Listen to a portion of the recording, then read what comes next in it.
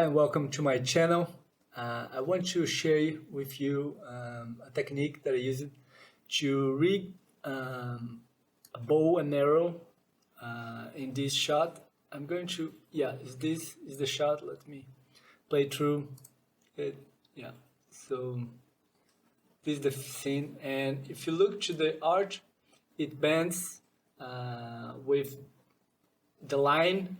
When it's pulled back, it bends the arch, and when it released, uh, it gives this natural look of the dynamics involved in it. And so here's the full shot. It's for a TV series in Brazil about an area called Pantanal, and this is just to show the natives there where how they lived like 4,000, 5,000 years ago. So it's just like a lot of shots. This is not the final render, this is just a draft. There's still some issues with it. So here's building a canoe with the tree, and here's the fish, and the fish is going, and then the archer is there, and then shot like. I will post like I'm working in the full course, covering the whole scene and other techniques, and if you look to the water, it's just like this these natural wakes, ripples. Yeah, the water very subtle, and it's not like there is no like any simulation in this shot.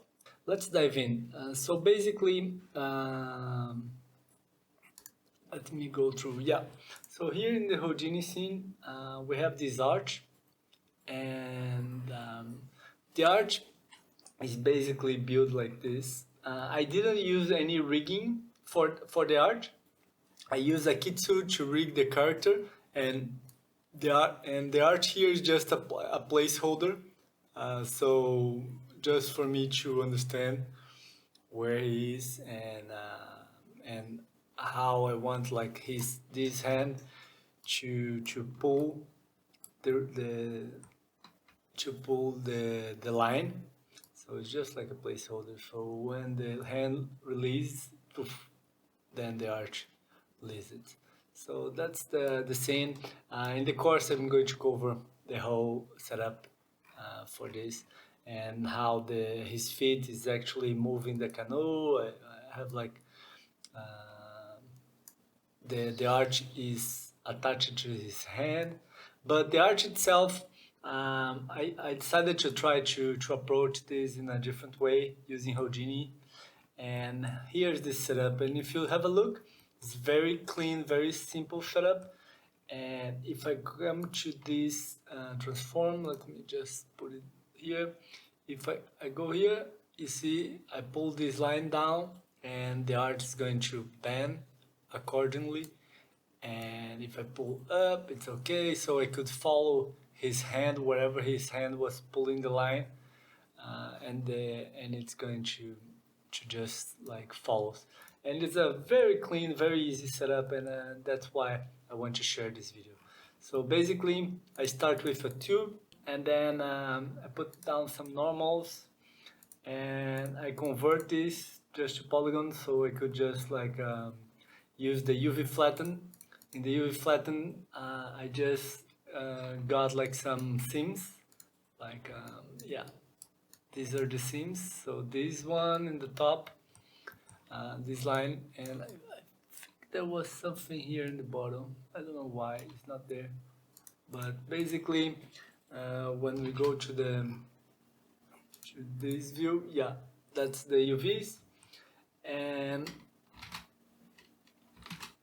so use the UV layout just to rearrange it in the tile, and then I added this just like giving with a soft deform. I selected these top points and scaled them down in the X and Z axis, and I use like a softened soft radius, so it gets like this just get this softened like all the way through the arc, and that's it for the arch itself. And then what I did to make it bend, I created this this line. So it's just like a line that it's covering half of the tube, and then I use a point deform. And the point deform node is something really useful for a lot of things in Houdini. Basically, it asks for three inputs. The first input is the mesh that we want to deform. So basically, I want to deform the tube.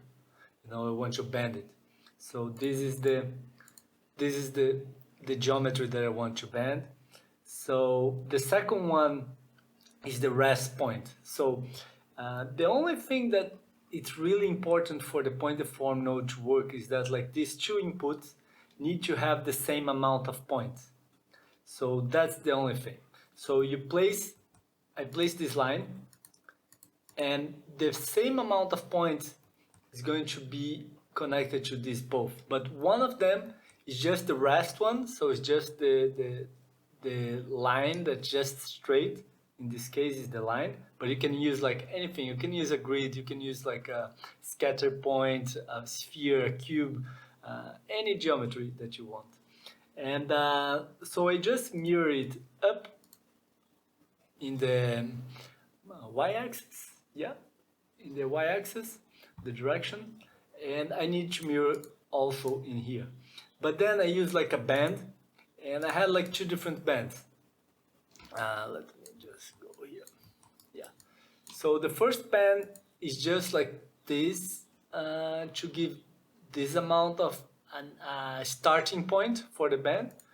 And the second one is the one that I'm going to animate. And I'm going to animate it procedurally using another node further down the line. So I'm going to show you. So basically, when we mirror this up, we have this, and then here if I go to the point deform, then we see our arch bending.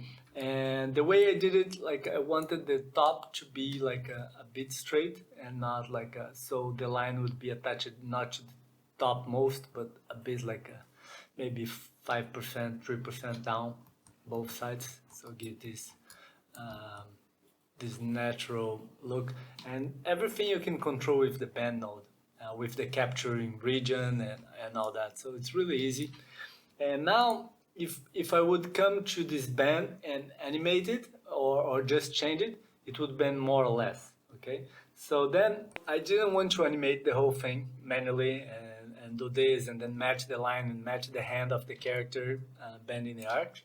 So what I did is from that point I created this add node, and what I did for this add node, I just like deleted geometry here, delete geometry, but kept the points. So now I have just the points, these circular points around around the bended arch. So what I needed to do, I needed 3 points. I want 1 point on the top where I'm going to attach the line. I want 1 point in the middle to be the point that's going to distort this arch, and it's going to be the center of the line, and another one in the bottom. So I just created a blast, and I deleted a point here in the top. Let me see if I can show you. Yeah, this one, you see? And then another one in the middle. Yeah, this one. And another one in the bottom. Then I had like these 3 points covering the whole thing. So the top, the middle, and the bottom.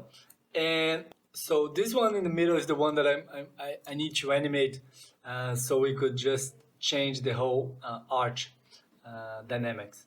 So I put down a transform node, and this one is just bringing it like straight to get straight in with the other ones. So there is no, it's the same straight line from all these 3. And then this is the transform node that is animated. So whatever I animate this point is going to distort the line. So, and then what I did, let me just like, okay, so after I merge all these points together, I put down an add node again. That node in Houdini is really useful because it has like, when you look to it and you think, okay, it adds a point, but it's much more than that. You can do a lot of things. Like, so I used this 2 times the add node, and with different like results. Like this one, I just deleted all the geometry and kept the points. And this one, I actually create the geometry. I create this line connecting these 3 points. So then I put down a poly wire just to give some thickness to the line, and it's a very small thickness, and then the material. But like now, let me see. Yeah, now if we have a look in here, I came down to this second one, and I created this 6.69004, like 6.69. It's just this rest angle, and that's just like a try and error. You're just going to move this and to change this until you find like a good starting point where the line is attached in a nice way. And then what I did, I copy this parameter in here, and then I place it just this one, the X translation, because this is the X axis, and I added this to this default starting point of the angle. So plus this transform always the Z is the Z translation.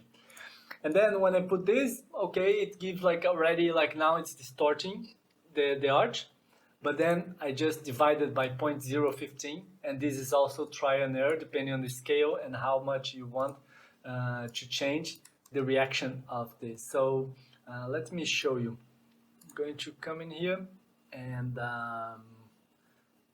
now if I move this, see, it's going to just bend. And let me show you, like for example, I'm going to bring it all the way to here, and let me come back to this bend, and instead of dividing for 0.15, let me change this from double it, 3. You see, it arch bends less.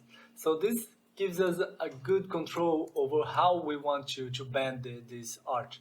So this bow. So if I put like this to 0.005, it's going to bend a lot. You see? So that's a very good way of controlling. It's very easy setup. And then I came up with the 0.15 and gave these results. So it's a very easy setup. And then after I brought my character in, so let me try to find it. Yeah, after I brought him in, I just was pretty easy to just animate this based on his hand. Let me see if we can show you.